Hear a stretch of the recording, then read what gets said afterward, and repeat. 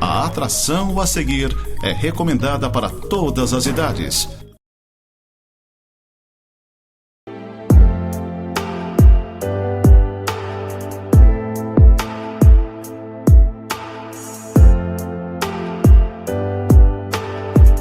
Olá, gente amada, gente querida, que a graça do nosso Senhor Jesus Cristo esteja com você, em meio à sua casa, em meio à sua família. Hoje nós vamos falar sobre um tema, a alegria que vem pela manhã.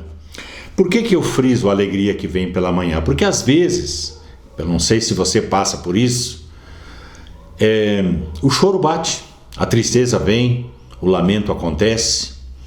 Eu mesmo, há poucos dias atrás, olhando para a conjuntura do nosso país, aquilo que está acontecendo no mundo, o desespero bate, a incerteza chega. Eu comecei a chorar, comecei a lamentar diante do Senhor. E eu sempre prego na igreja e ensino que quando você fala para pessoas, isso se transforma em lamúria. Mas quando você chora na presença do Senhor, isso se transforma em alento. E o Senhor vem com a sua palavra, o Senhor vem com a sua presença, com a sua bondade, nós somos restaurados. Então, é sobre isso que eu gostaria de estar falando com você. Não sei se você passa por esse tipo de situação, de circunstância, mas o salmista Davi, no Salmo 30, se você tiver uma Bíblia e puder apanhar, verso de número 5, ele diz assim, porque não passa de um momento a sua ira, o seu favor dura a vida inteira. Ao anoitecer pode vir o choro, mas a alegria vem pela manhã. Eu quero repetir essa parte final. Ao anoitecer pode vir o choro, mas a alegria vem pela manhã. Um salmo de Davi, apesar do título, é um salmo de ação de graças, né? São mais de 30 salmos que nós temos na Bíblia com essa designação de gratidão, de ações de graça. E o motivo aqui que levou Davi a essa composição é o alcance de alguma cura, de alguma restauração, porque ele começa o Salmo 30 dizendo, eu te exaltarei, ó Senhor, porque tu me livraste. E no final do verso 2 ele diz, e tu me saraste. Então provavelmente alguma dor, alguma enfermidade, alguma situação limítrofe o levou à presença do Senhor, à presença do Pai, clamando, orando, pedindo, esperando do Senhor a restauração. A gente não sabe expressar com exatidão qual seria essa enfermidade, ou o motivo, ou a motivação da sua dor, mas nós conseguimos percebê-la. Então nós vamos aprender nesse salmo que por mais que a noite da aflição ou da angústia seja longa, o sol ele vai despontar no horizonte e a alegria da vitória chegará. Eu queria que você, de alguma maneira, abrisse o seu coração e recebesse essa palavra. Aquilo que você está passando neste exato momento será convertido em alegria, em triunfo, em vitória da parte do Senhor. Deus é bom, a sua misericórdia dura para sempre, e neste exato momento o Pai amado está olhando para a sua situação aflitiva e certamente Ele vai entrar com a sua provisão de livramento e de restauração. A duração do choro. Ele diz que o choro ele poderia chegar ao anoitecer, ou seja, poderia durar a noite inteira, pode até durar mais, dependendo da situação ou da circunstância que a pessoa estaria vivendo. Mas uma certeza nós temos, presta atenção no que eu vou te dizer, a alegria chega pela manhã. Quantas vezes você já não foi dormir cansado, chorando, lamentando por uma situação que você viveu naquele dia? Quantas vezes você não acordou pela manhã e a misericórdia do Senhor foi renovada sobre a sua vida? Você entendeu que o Pai não te abandonou, você entendeu que o Pai está com você e certamente Ele vai continuar agindo dessa maneira porque faz parte do seu caráter. As misericórdias do Senhor se renovam a cada manhã.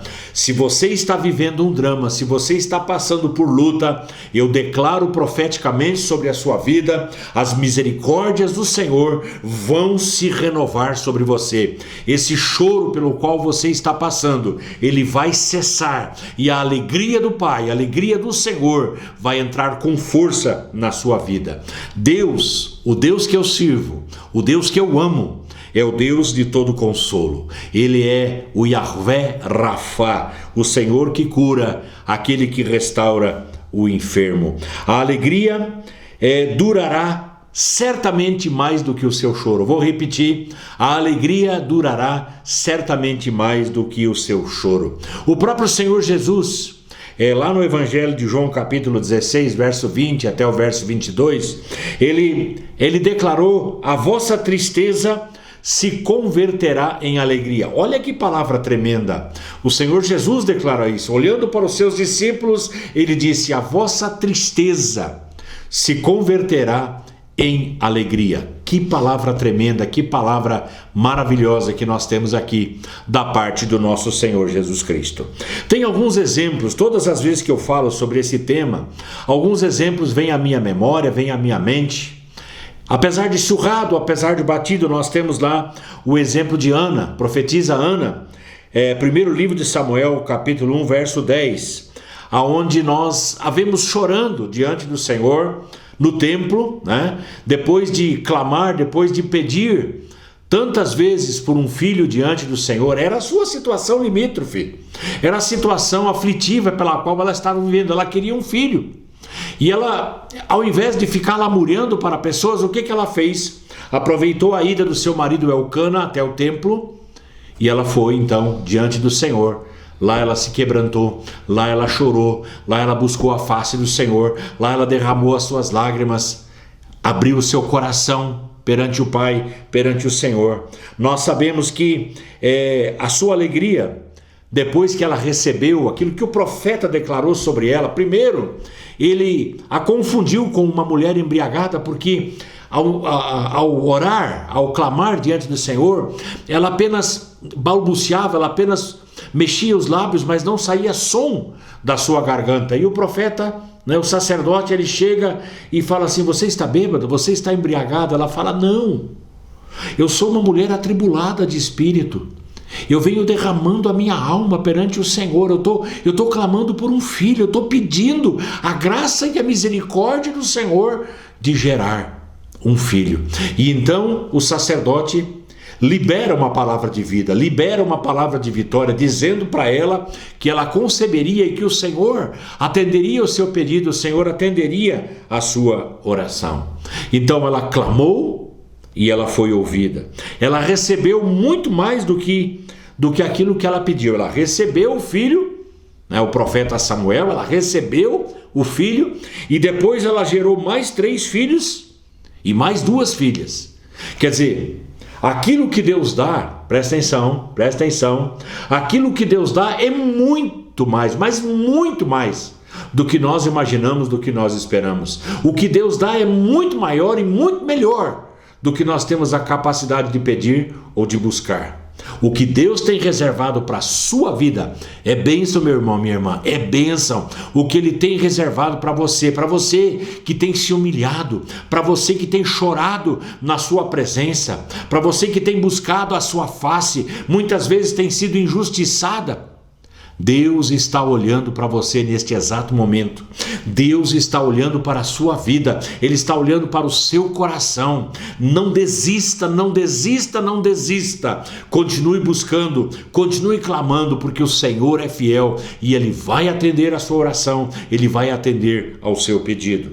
O sol raiou, amanheceu na sua vida, o choro cessou e a alegria da vitória chegou na sua vida. Esse é o exemplo que eu destaco para você. Um segundo exemplo, também muito conhecido, já falei aqui em outras oportunidades nessa programação, é o do rei Ezequias, segundo livro de Reis, capítulo 20, do verso 1 ao 3, ele recebeu uma palavra profética. Por que eu dou risada? Porque geralmente nós esperamos o melhor, geralmente nós esperamos que alguém chega para a gente falar: assim diz o Senhor, e aí vem aquela palavra de bênção, vem aquela palavra de vitória, vem aquela palavra de alegria, aquela palavra de incentivo. A maioria das palavras proféticas que eu tenho ouvido, que eu tenho escutado, são palavras que prometem bênção, que prometem favor. Mas de repente o profeta entra naquela casa e ele libera uma palavra dizendo: arruma a tua casa, põe em ordem a tua vida, porque você vai morrer. Aquele susto, meu Deus, eu vou morrer. Põe em ordem a tua vida, acerta a tua casa, acerta as tuas coisas, chegou o teu fim. E a Bíblia diz que o rei, ele vira o rosto para a parede e ele chora muitíssimo. O profeta, ele estava no seu papel, no seu ofício. Deus mandou ele entregar aquela palavra, ele entregou aquela palavra, muito bem. Gostando ou não, o profeta é assim, ele fica sem vontade. A sua vontade, a vontade do profeta, ela é secundária, terciária, quiçá. Nós não temos voz, é a voz do Senhor. Aquilo que nós profetizamos é aquilo que Deus manda profetizar. O profeta foi lá, entregou a sua palavra, virou as costas e foi embora.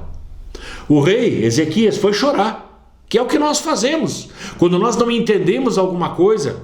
Olha os conflitos que nós estamos vivendo, os rumores de guerra para todo lado. Olha o que nós estamos vivendo na nossa nação brasileira. São coisas, são situações que nos levam ao choro, ao desespero. O profeta entrega a palavra, o rei recebe a palavra e chora. Eu acho interessante, se você quiser depois dar uma olhada, segundo livro de Reis, capítulo 20, o verso 5, a resposta veio tão rápida quanto foi o choro do rei. O profeta não tinha chegado à praça, quando o Senhor manda ele voltar lá e dizer para o rei: olha, a tua oração foi ouvida, o teu clamor foi atendido, eu vou acrescentar 15 anos à tua vida. Que alegria que tomou conta daquele coração. Aí sim é bom de entregar. Aí é maravilhoso você entrar numa casa e você liberar uma palavra de vida, uma palavra de vitória. Sim, o profeta foi lá e a alegria então voltou ao coração daquele rei. Sua alegria durou muito mais do que o seu choro. Quantas vezes você não tem passado por isso? Quantas vezes você não tem esperado da parte do Senhor uma palavra de livramento para você ou para um ente querido seu? Quantas vezes você não tem chorado pela sua casa, pela sua família? Quantas vezes você, mãe, não tem chorado diante do Senhor pelo rumo que o seu filho está tomando na vida? Escolhas erradas que fez, companhias erradas pelas quais tem andado. Quantas vezes você não tem chorado pela sua casa ao perceber a rebelião de um marido que não quer saber do Evangelho, não quer saber da casa do Senhor? Sim, são várias situações que nos levam ao choro, mas Deus é fiel. Deus nesse exato momento está olhando para você, está olhando para a sua casa, está olhando para o seu clamor. Gente, olha que coisa mais linda que a palavra está nos ensinando. Olha que coisa mais maravilhosa que nós não temos aqui diante dos nossos olhos e ouvidos, de um Deus que ouve a nossa oração, de um Deus que ouve o nosso clamor, de um Deus que se compadece daquele que o busca, daquele que bate na porta, daquele que chega diante do Senhor, está ali batendo, pedindo: Pai, por favor, atende a minha oração, atende o meu clamor, olha o que eu tenho de angústia.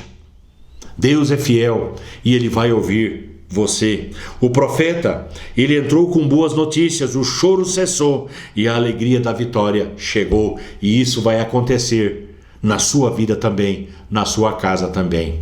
Um terceiro exemplo que eu acho muito lindo está lá no livro de Neemias, capítulo 8, verso 9 e o verso 10, quando o povo de Israel estava voltando do exílio na Babilônia. O exílio aconteceu a partir do ano 587 a.C., quando Nabucodonosor leva o povo cativo para a Babilônia. Passam-se 70 anos, o rei Ciro foi chamado, foi convocado pelo Senhor para libertar a nação de Israel, para que pudesse retornar para Jerusalém, para Israel, e recomeçar a reconstrução dos muros da cidade, do templo em Jerusalém.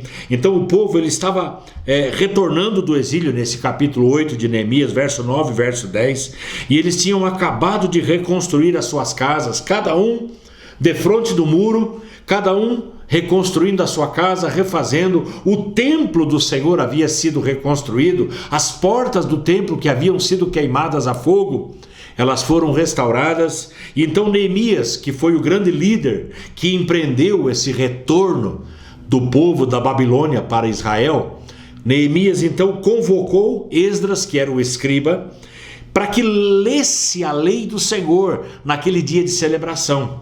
E Esdras, desde o raiar do dia até a noite, ficou lendo a lei do Senhor. E a Bíblia diz que houve louvor e regozijo, capítulo 8 de Neemias, verso de número 6, houve alegria, houve regozijo, houve celebração, porque o povo estava de volta às suas casas, porque o povo poderia reconstruir a sua história, porque o povo poderia reconstruir a casa do Senhor, o templo do Senhor, e poderiam oficiar e celebrar novamente dentro do templo. Então, a palavra sendo lida provocou no coração deles grande alegria. E a pergunta que eu faço é: quando foi a última vez que você celebrou de alegria ouvindo a palavra do Senhor, ouvindo a lei do Senhor?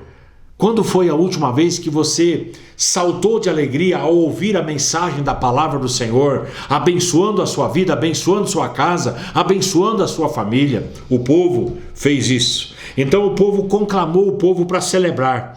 Em Neemias capítulo 8, verso 10, Neemias disse: olha, esse é um dia de regozijo. Esse é um dia de celebração. Não estejam tristes, não estejam contristados, mas alegrem-se no Senhor, alegrem-se. Todos comeram, todos celebraram, todos festejaram, porque poderiam reconstruir as suas vidas. Ah, meu Deus, ouve a nossa oração. Ah, meu Deus, ouve o nosso clamor. Olha para a nossa história nessa nação brasileira e nos dá o livramento, nos dá, ó Deus, essa capacidade de celebrar e de festejar, porque o Senhor está interferindo na história da nossa nação. O Senhor está interferindo na história deste país envolto em corrupção. Sim, meu Deus, tenha misericórdia do teu povo nessa nação, tenha misericórdia daqueles que fazem parte da tua igreja nessa nação. Esse tem sido o meu clamor e a minha oração. Juntamente com a igreja nós clamamos, nós buscamos a face do Senhor e nós cremos que o livramento vai chegar, nós cremos que a vitória vai chegar, nós cremos que o Senhor está olhando com graça e com misericórdia para a nossa nação brasileira e Ele vai interferir. Gente, prepara o seu coração, porque vem coisa grande por aí. Prepara o seu coração, porque a vitória do Senhor, ela vai chegar sobre nós, ela vai chegar para o seu povo. É uma palavra profética para a sua vida. Encha o seu coração de fé e de esperança, da mesma maneira como a nação de Israel encheu o seu coração de fé e de esperança quando o sacerdote liberou a palavra de vida, liberou a palavra de vitória. Está na hora da igreja se levantar com voz profética. As nossas armas, elas não são carnais, as nossas armas são joelho no chão, as nossas armas são a oração poderosa diante do Senhor, são as mãos erguidas clamando por graça e misericórdia. É a voz profética que nós liberamos dizendo: tudo vai ser diferente. E é isso que eu declaro sobre a sua casa, sobre a sua família. Se você tiver fé, receba essa palavra que eu estou liberando sobre a sua vida, em nome do Senhor. Faça essa palavra chegar em todos os cantos, porque é palavra do Senhor para a sua vida, é palavra do Senhor para a sua cidade, é palavra do Senhor para a sua igreja. Deus vai dar livramento, Deus vai interferir poderosamente nesse tempo do fim. A nação brasileira vai ser uma nação profética. A nação brasileira vai ser a nação que vai espalhar o evangelho de Jesus Cristo por todos os lados. As conversões vão acontecer, as famílias vão ser mudadas para a glória do Senhor. É uma palavra liberada sobre a sua vida em nome do Senhor Jesus. Eu gostaria de dizer: acabou a vergonha. Acabou a humilhação. Como eu gostaria de poder chegar e falar isso. Acabou a vergonha nesse Brasil, acabou a vergonha na nossa nação, acabou essa vergonha que nós estamos vendo, acabou a humilhação. Recebe essa palavra, por favor, de alguma maneira coloque ela no seu coração. A palavra que nós liberamos não é inventada, essa palavra não é fabricada, essa palavra vem da parte do Senhor, porque Deus não mudou. Quando esse povo pôde olhar para o templo restaurado, quando esse povo pôde olhar para os muros restaurados, quando este povo pôde olhar para as suas casas restauradas, provavelmente em meio à festa, me emociono ao falar sobre isso, provavelmente gozando de uma excelente refeição, eles puderam mais uma vez dizer: temos palavra do Senhor. Quando aquele sacerdote Esdras sobe naquele púlpito de madeira e ele anuncia a palavra, o texto diz que eles choraram diante do Senhor, porque era a palavra que gera vida, mesmo sendo a lei. Provavelmente aquele pai olhando para os filhos, aquele pai olhando para a esposa, dizendo: temos palavra. 70 anos sem Bíblia, 70 anos sem palavra, 70 anos sem a voz do Senhor, e de repente um pai poder dizer: temos palavra. O Senhor está falando conosco, temos igreja. Imagina não poder adentrar ao templo e o papai poder olhar e dizer assim: temos igreja, podemos adentrar, podemos cultuar o nosso Senhor. Imagina aquele pai poder dizer, abraçando a sua família, dizendo: somos povo de Deus, somos o povo do Senhor, o Senhor não nos esqueceu. Olha que coisa mais linda, a dupla honra chegou, a perpétua alegria chegou, conforme Isaías profetizou no capítulo 61, no verso 7. E é o que eu digo para você no encerramento dessa programação: acalma o seu coração, a dupla honra vai chegar para você também. Eu posso declarar sobre você que a sua casa e a sua família vai ter perpétua alegria. O choro pode durar uma noite, sim, eu posso chorar agora, eu posso sentir dor aqui no meu coração, mas eu tenho certeza que o Pai não me esqueceu. Eu tenho certeza que o Pai não esqueceu você. Eu tenho certeza que o Pai amado não esqueceu da sua igreja que está padecendo, sofrendo.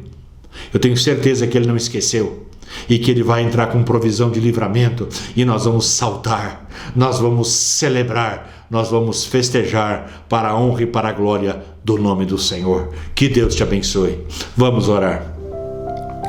Paizinho amado, Paizinho querido, eu te louvo e te adoro, porque a tua palavra é viva. Eu te louvo e te adoro, porque a palavra gera em nosso coração a verdadeira esperança. Te louvo e te adoro pela experiência que a nação de Israel passou ao ser restaurada, ao poder voltar para a sua pátria, ao poder voltar para a sua cidade, ao poder voltar para as suas casas, ao poder voltar para dentro do templo do Senhor.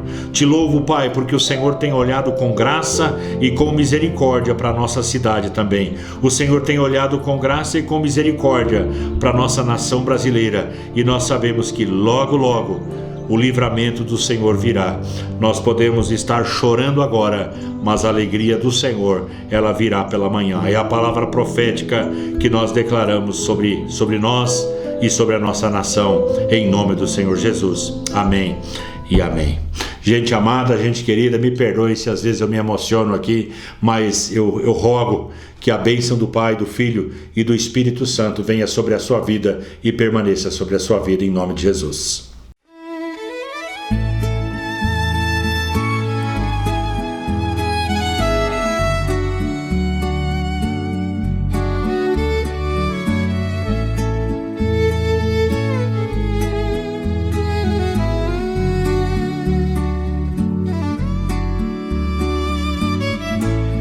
A vida sem Deus me levou ao fundo de um poço escuro de lama imundo.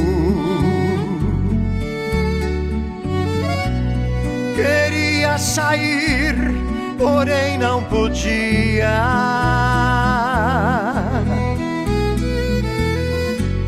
Gritava socorro, mas ninguém ouvia.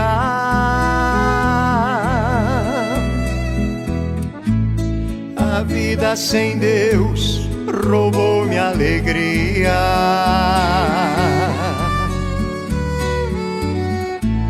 Matou minha noite, feriu meu dia.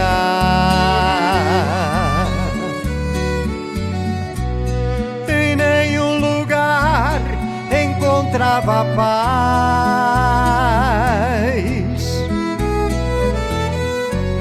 e posso dizer, procurei demais.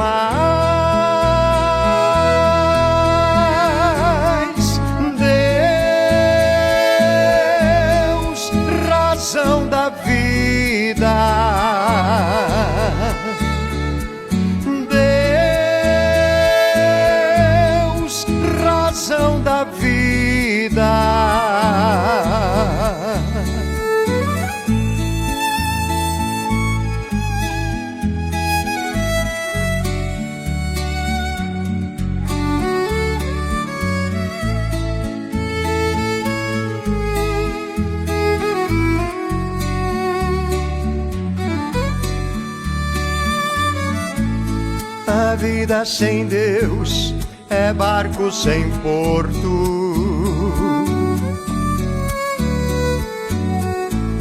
é planta sem chão, é frio sem conforto,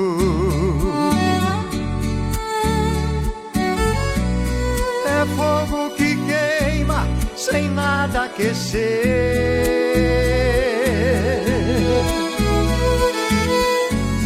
é vida que nasce só para morrer.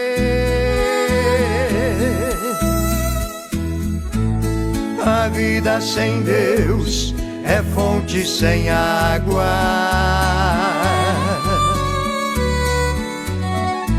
é estrada sem rumo, caminho do nada,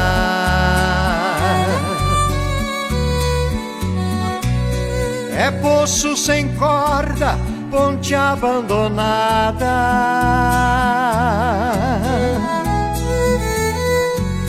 é oásis sem verde de água salgada.